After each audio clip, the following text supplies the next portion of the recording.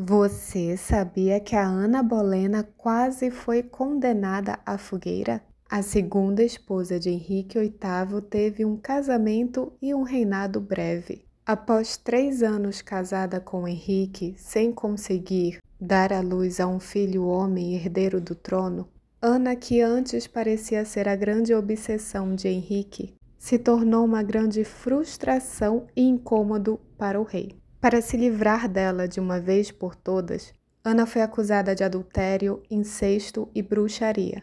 Claro, sem chances de se defender, apenas se declarando inocente.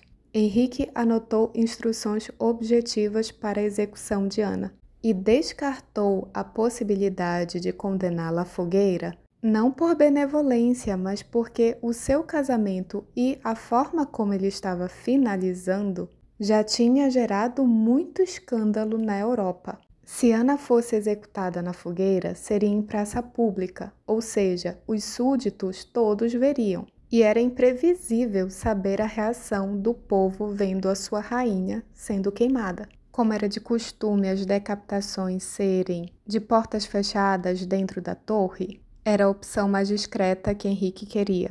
Apesar de que alguém esqueceu as portas abertas e a plebe acabou assistindo do mesmo jeito. O rei mandou chamar um espadachim para que o golpe fosse certeiro e não se prolongasse, considerando que estava tratando ali de uma rainha.